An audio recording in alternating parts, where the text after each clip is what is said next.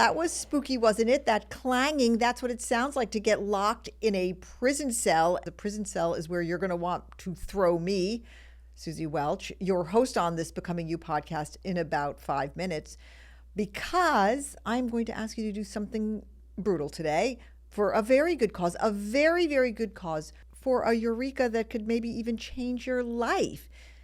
Because the only way out is through. So first, to make that happen, get ready to hate me for just a little bit, just for a minute, because I have a really, really unpleasant question for you. When was a time in your life when you felt totally misunderstood? I'm going to ask it again. When was a time in your life when you felt totally misunderstood? It was painful, right? And I am pretty sure, scratch that. I am 100% sure that the most painful moments in our lives are when people judge our values and we don't have the words to explain ourselves back. So for me, that's happened a lot of times, and it's happened a lot of times for most people in this world. But perhaps the most terrible time for me was on a day in May of 1988. I was in Boston, Massachusetts. As I remember it, it was around 4 p.m. It had to be. Classes had just ended. I was at the Harvard Business School. It was a beautiful day in May, sunny. The sky was bright blue. It was about 75 degrees out because I can remember what I was wearing. And I was scurrying to my car to go home off campus so I could start my homework. And it was on that path that a friend who was really an enemy, a fellow student named Dan, biked up alongside me, and we had a conversation. And our chat, it was short. It was probably a minute. Maybe it was even less than a minute. It was short, but not so short that I didn't know what was going on, which was he was judging me. He was judging my values. And I'm going to say that the conversation was a little bit mean. It was possibly spiteful. And here's the thing. I was left speechless. Yes, I know it's hard to imagine that I was speechless. Doesn't happen very often, but I was utterly speechless. And I'll tell you something, no lie, to this day, and this is like almost exactly 37 years later, I remember how I felt. It was like one of those feelings you feel in your whole body, and then you can never be to a stranger to that feeling ever again. I felt ashamed. I cried. I felt not seen, not heard. I felt not known. I felt scolded. And I'll tell you why that was, and I'll explain what happened afterward. But first, it's your turn. Go there, as I asked before, and remember, and imagine, and recall a time when you felt really misunderstood, when somebody judged you and you had no words to explain yourself back. Hello, hi, welcome. I am Suzy Welch. Hold on to your memory, please, of feeling misunderstood for one moment longer. I know it's not great. While I do some housekeeping, and I mentioned to you that this is Becoming You. Becoming You is the podcast where each week we endeavor to get to the bottom of the question, what should I do with my life? Now, just that little tiny question. Now, our roadmap on this show is the Becoming You methodology, which I teach at NYU Stern School of Business very proudly. And if you'd like to know more about that methodology in its very specifics, please go and listen to episode 46 of this podcast, where I lay out the methodology step by step. I'd love it if you did that. Now, look, the Becoming You methodology is based on the premise that your purpose lies at the intersection of your values, your aptitudes, and your economically viable interests. And as you might have guessed, today we're talking about the values part of the equation, as we often do. We do, because values are super interesting and very complex and incredibly important in the search for your purpose.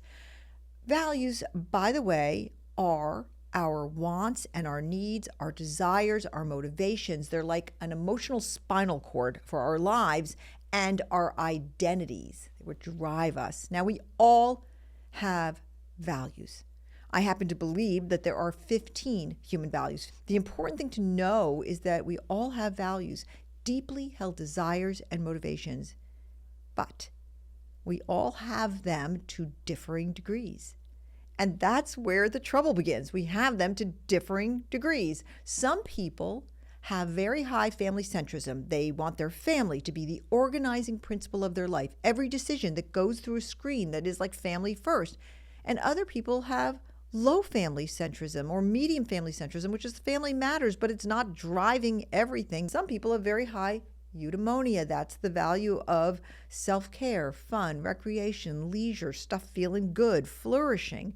And other people think that eudaimonia is not their value. They have it ranked rather low because why? Because they think fun and self-care is something that you postpone. You postpone it until you have other things, other values like achievement or affluence. Okay, so there's all these values, 15 as I said, and some people have high levels of some of them and they have low levels of others, and you can't have them all high, you can't have them all low. It's just not how it works. Because we have different levels of values, each one of us, we have sort of a values DNA profile.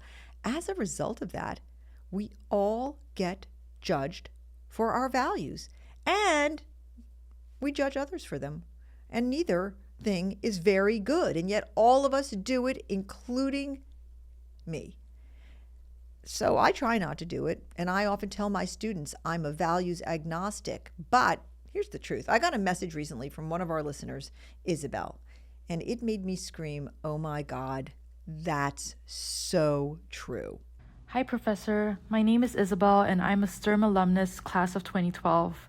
I love all your videos and value-centered approach to answering questions we have about purpose and career, so thank you so much. Something I've encountered is that when people have different values, they actually do judge those with different values from them. So like someone who has high scope will judge someone with low scope, saying they're afraid of change or they're cowardly. Or someone with high work centrism might judge someone with low work centrism. I wanted to ask, what is your view and advice about how to navigate this? I used to think that people should just respect each other despite value differences, but from my observations the past few years, I feel people have consistently judged each other, even if not to their face. And everyone thinks their way and their values are superior. Everyone, Isabel says, thinks their values are superior. Yes, Isabel is correct. And that reality of human behavior causes most of the friction in our lives. I mean, this problem of judging each other's values actually causes most of the friction in life, full stop. Why? Well, that's a big question. And this is a question that has been explored by philosophers and poets and psychologists and sociologists forever and ever and ever. I mean, in the year 400 BC, Plato famously asked whether we can know good without comparing our version of good, our definition of good, to what others believe. So he was saying that we actually judge other people's values to know ourselves better. I say Plato, maybe. I mean, look at me, I'm disagreeing with Plato. That's bold. Anyway, other theorists and historians and sociologists have opined otherwise. And they've said that when we judge someone else's values as inferior, it's about something much less nice. I have to say I'm kind of in this camp. When we judge, we subconsciously boost our own sense of worth and even our own chances of success by imagining that our values are more evolved, more practical, and more likely to win. And to get kind of primal about it, this is about survival of the fittest. It's about those instincts. There's a lot of reasons, and they're deep, okay? And they drive why we judge. But I think that we have to put the reasons aside because we will never know for sure. The only thing that we know for sure is that judging and being judged about our values opens up a whole big world of hurt. Let's listen to Tim. Tim is a 32-year-old tech guy in New York. I've known him for a while. He's working in a job that he's okay with. It's in tech, right? But it's not what he really wants. He wants to be in a different field. Now, he's been in a relationship with a really wonderful woman for 2 years. She happens to be a very ambitious lawyer, and lately they have been having some very, very intense discussions. I loved working in music. It's what I wanted. I thought it was the only place you could change the world. I loved it. I love musicians and how they make music, the whole experience, and wanted to continue pursuing it in the future. but the jobs, they barely paid. So I moved into tech. I was hoping it was temporary so I could get back to music. My girlfriend was saying how it wasn't the best opportunity from a profitability standpoint. Basically, that you're never going to make money. Why would I do that? I should note here that Tim and his girlfriend, according to his account, went around and around on this point. It felt confusing that she wouldn't understand. I felt like she didn't get me. She didn't see me because it felt so obvious to me. But she was basically saying, well, why would you go somewhere that isn't the top tier potential for profitability? You've been so educated. Why don't you go make more money? Why is that not the only thing that matters? We were just talking right past each other. It was awkward. You could say raw. How did you work it out? Well, it didn't really work out. It just felt unresolved. It was bad. Ouch, ouch, ouch, ouch, ouch. I feel for this couple so much. And that's what judgment feels like, what Tim is describing. It's a failure of language to get through to each other, to communicate. And then, of course, as I said before, sometimes we are the ones doing the judging, right? Take a listen to this. So we had a friend in college where, we all obviously graduated at the same time. So right at the end of school, we're all talking about where are we going to go? Everyone was brainstorming, and the whole time she was sort of quiet in the conversations. She clearly wasn't really sharing what her plan was after graduation. Then we graduate, and it becomes clear that she's planning on staying in rural North Carolina. She wants to buy a house, get married immediately after school. We were stunned. We just completely did not understand it. It literally never occurred to us once that this option was something she genuinely loved and wanted. We were all fully judgmental. So meet Mary. She's smart and very funny, and she calls Seattle home, although right now she's in New York City building her career it's her absolute passion in fashion. Let's just say that I've known her for a while, and I don't think she's gone to bed before like 2 a.m. ever. We're like, she's wasting her potential. She could be in New York City or like a big city traveling. She could be doing all these things. We totally just put all of our values onto her. What happened? It's sad. It's sad. Our relationship has definitely changed. We grew apart because she felt judged. It didn't dawn on us then that we were judging her values, but that's exactly what we were doing. Well, how sad that is, and how entirely human. Now, I want to guarantee you that you have judged someone's values today. I have. But the times that we remember are when people judge ours, because it hurts so much. I mean, I remember what happened 37 years ago. I remember the feeling. And the other thing we remember is that we rarely have words to talk about it. That's what's hurting, is that we're hearing them, but we're not able to answer them. So look, a minute ago or more, we heard from Isabel. She was asking for advice. She wanted help. And I'm going to do my very best to deliver some help and get to some solutions right after the break.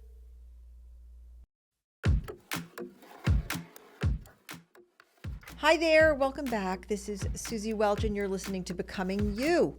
And I'm so glad you are still with me, because today we're talking about a major problem with the human condition, which is how we tend to judge each other's values. I mean, this is not a little problem, it's a really big problem. We take on the big problems here on Becoming You. And when we judge each other's values, how hurtful it can be, and how isolating and sometimes actually really damaging. Because when we judge each other's values, it gets so personal. We say, you're this, you're that. We take on the whole person. We don't say, I'm judging your values. You say things like, you're lazy, you're bored, you're antisocial. But here's the thing. I'm going to get to the help part now. It doesn't have to be that way. It just doesn't. And I've seen it with my own eyes. There is a way out. Look, I mentioned those 15 values earlier. They are a language of values. And full disclosure, it's my language. I invented it. But, my God, I have to be absolutely clear here. I did not invent it out of thin air. I stood on the shoulders of giants. My language builds on two very famous values inventories, to use the academic language. There's one by Alport and Strang. These are two brilliant experts in identity who were both professors at Harvard in the early 1940s, and they created values inventory.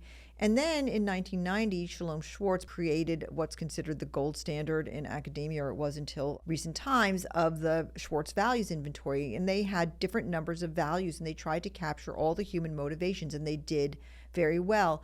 But I felt like these two sets of values inventories, as I was teaching about values and creating the Becoming You methodology, I felt that both of these values inventories were not modern enough, that they didn't reflect stuff and feelings and motivations that had really come up in the world today, especially post-COVID. And they had another problem, and I'm not nerding out on you too much. This is important. Both of these values inventories held that you couldn't actually be a human being who had conflicting values at the same time, where in my experience, and I bet in yours, you have conflicting values. And that's what makes life so hard. So my values inventory with these 15 values, it borrows from the very traditional, extremely established values inventories, but it builds on them. And in my very humble opinion, it modernizes them. And what the heck, I like it very much. So here's my advice. I'm going to suggest that you learn these 15 values. You learn them as you would any language, and you start using them to explain yourself and to understand others better. It's just that simple. It's 15 words. It can change everything. And now I say that because I've seen it happen so many times, so many. Why have I seen it so many times? Well, because I live in Becoming Universe, where a lot of people know and use this language. I mean, Becoming You has been taught to thousands of people at this point, and I see people use the language of values. There's just 15 of them. I mean, you could learn them. You can learn the values in 10 minutes. You can learn this language. People take it home. I've seen this happen again and again. They take it to their families, their relationships, their workplaces, and they report back, oh my God, I've had a eureka, or we had a eureka because we started talking to each other about values in this way that lowers the temperature. Now, when you start naming values and talking about them as on a continuum, I'm high on family centrism. You seem to be lower on it.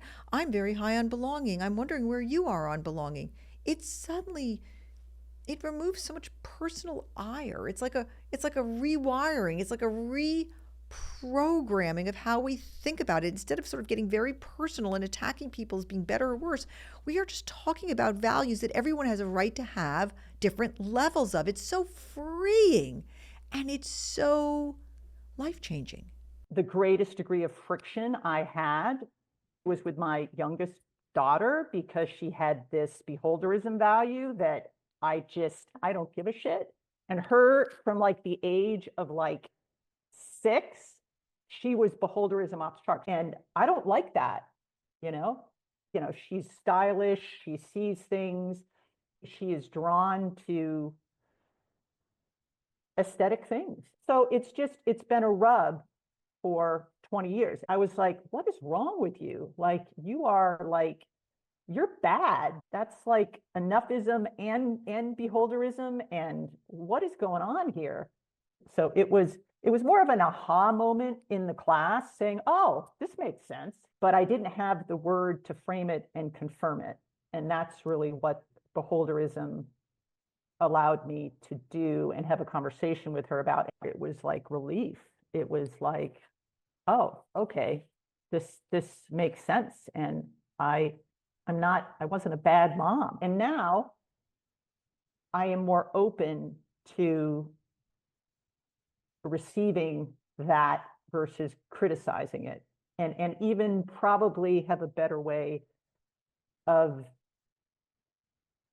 even talking about things with her. I love Margaret, and I love her story, and it's one of my proudest moments, actually, as a teacher, to have somebody go home and have a kind of conversation that they've never been able to have before, and to reunite family units. God, that's good. It's like if I ever had drugs in my life, I'm guessing that's how good they feel. I think it's kind of addicting. Not every story is a success story, okay? This language came too late for one of our listeners from earlier, unfortunately. Here's Mary again. It wasn't until I learned about scope, literally in your classroom, when I was like, oh my God, there was nothing wrong with her.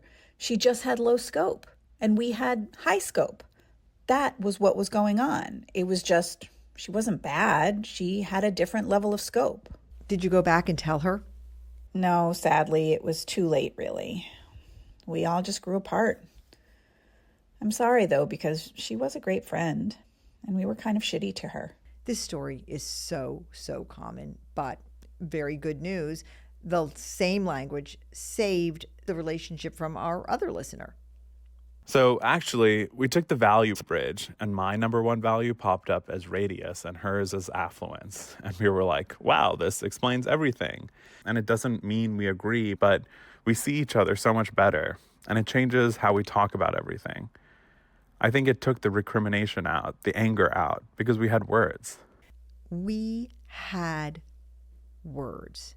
And this is what the language does. It takes away the judgment and it replaces it with understanding. It replaces it with silence sometimes because we suddenly have words to have a conversation instead of being judged. So let me tell you about the time that I did not have the words. So it was 1988. I was just about to graduate from Harvard Business School. I was paying for Harvard Business School out of my own pocket. I didn't have any money in those days. My husband at the time had lost his job. We were living on fumes, I kid you not. And I knew I had one major value at that point in my life driving me, and that value was money. I had to get some money. We couldn't live. And we were in debt. But I was good at school, and I was so good at school that my future employer had told me that if I graduated in the top 5% of my class, I would have 1 year of my tuition relieved. They would pay off 1 year of my debt. This was huge. But they also told me that if I graduated number 1 in my class, they'd pay off all of my debt. I can't express to you. This is like being in a desert and you see a glass of water and you're being told if you just graduate number 1 in your class, you get to drink that water and not die. That's how I felt. And I came from a family of modest means. I had no safety net. And so I was scared to death. I desperately wanted that. And I was driven by that value, the value of affluence, okay, and the value of achievement. Those two values were like, I almost had no other values. I'll tell you one thing I didn't value. I didn't value eudaimonia. Fun was just something I didn't give a shit about. Pardon my French. I didn't care. I didn't care if I never had fun ever. It just was not a value because I had other values. And that meant that I didn't go and party with all my classmates whose parents were paying for their business school and had jobs locked up at Goldman Sachs who had already had both years paid off. I didn't linger after class. I rushed home after class and I did all my homework and I did it again. And then I did it a third time to make sure I was going to get the top grade. Okay. I was scared. And you can hate me for that or you can have empathy for that, but that's what was going on. And in that time, my classmates weren't really big fans of me. Why? Because I just looked like a grunty, competitive little grind. And I didn't know that I could say anything like, hey, friends, let's just talk about values. Right now, your values are eudaimonia and belonging, but my values happen to be affluence and achievement. Here are the reasons. And hey, let's not judge ourselves. Well, into this big pot of misunderstanding, a very popular kid decided to throw a huge party, a big graduation party, and everybody heard about it. Everyone was invited, and it was going to be that night, the night of this story. And I had finished class, and I had my arms wrapped around my books, and I was rushing to my car to drive home so I could start my homework. And I wasn't going to that party. Are you kidding me? Because how could I? Then I wouldn't be able to do my homework 4 times. And this kid, Dan, comes up alongside me on his bike, and he goes, very mockingly, hey, Suzanne, you going to the party tonight? And I said, no, of course I'm not going to the party tonight. We've got homework. And he looked at me very scornfully, really condescendingly. And he said, you know what's wrong with you, Suzanne? You just don't value fun. And I sputtered. I felt like I was kicked in the stomach because I knew fun was good. And I knew he was being condescending. And he was basically saying, you're bad, I'm good. And I remember hugging my books even more tightly and feeling my face get super red because he basically was saying, you suck. And I had nothing to say. I couldn't get a word out. You know what I said? I do value fun. I said, I do value fun. And then I ran to my car where I threw my books in the back seat and I started to cry. And I thought, wait, I do value fun. I said it a few times over and over again. And then I thought to myself, in a moment of great insight, I might say, for a person who was sort of as kind of on auto drive as I was, I thought, no, I don't value fun, you little shithead. I'm really throwing the bombs around here today, but I hated him in that moment. I think he's a perfectly good human being. I'm sure he is. But at that moment, I hated him for judging me. And I hated myself for not having the words, because the words could have been, hey, Dan, actually, I'm so happy you get to value fun, and I hope I get to value it again someday in my life. But right now, I have very strong values of affluence and achievement. I'm just in a different place in my life. And hey, I'm not going to hold it against you that you get to value fun, and I hope you don't hold it against me. I'm just in a really different place, and I think there's space for all of us. But no, I didn't have the language, and I just let myself get judged, and I felt completely misunderstood. It took me a long time to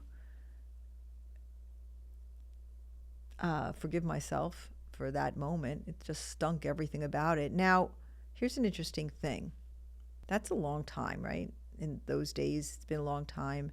And you might make the case that I ended up studying and researching and writing about values as my life's work because of that speechless day. I mean, it was a very essential experience in my life. I don't know. I think you trace it back to that. I think there's a few places in my life where you trace back this sense of not being able to explain who I was to the world and feeling misunderstood that led me to this work. And maybe it just explains my passion around it, because I can so entirely empathize with the feeling of not being able to explain your values, and my desire, my passion to let us have words to stop that pain that comes from being judged for our values and not being able to explain ourselves back, because we can. I mean, it can happen starting today. All we have to do is use our words. And so you may be thinking, okay, Suzy, I'm in. How do I get those words? Well, it's really easy. You can go to episode 36 where I explain each and every value. Just listen to the podcast right after this one. Or you can read my book. It comes out next week. Or you just keep listening to this podcast or follow my newsletter, which is free. I talk about the values and their language all the time on Reels, on TikTok. I never stop talking about them. So there's a way to find out this language, 15 words. And once you hear the words, I have to reiterate this, you're going to be fluent almost instantly. I was at a dinner party this weekend and people asked me, what's going on with your work, Suzy? So I started talking to them about the values stuff and the values language and the values bridge.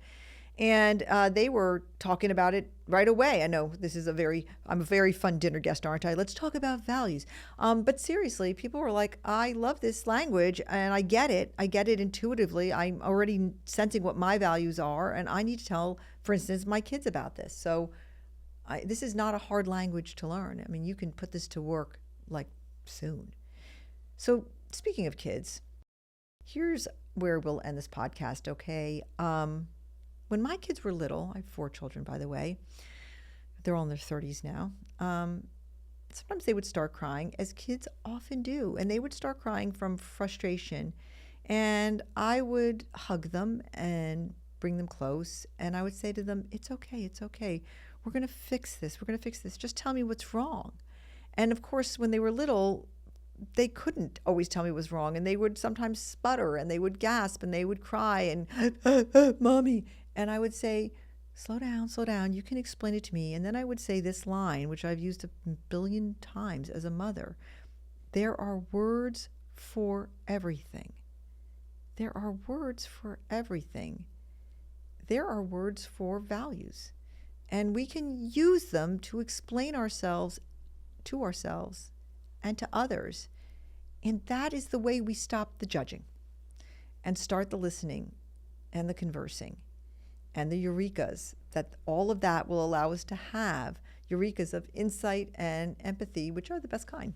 So, sorry, not sorry, I asked you to revisit one of your very painful memories earlier, but wouldn't it be great if that kind of thing never happened again to you or to anyone? I mean, I wanted you to go there because that's what this is about, not ever feeling that way again. So if you would very kindly let me out of jail. Okay, so that is it for this week's episode of Becoming You. Thank you so much for being with me. I love you, and I'll see you next week. Becoming You is produced by Jesse Baker and Eric Newsom of Magnificent Noise. Our production staff includes Muskan Nagpal and Kristen Muller.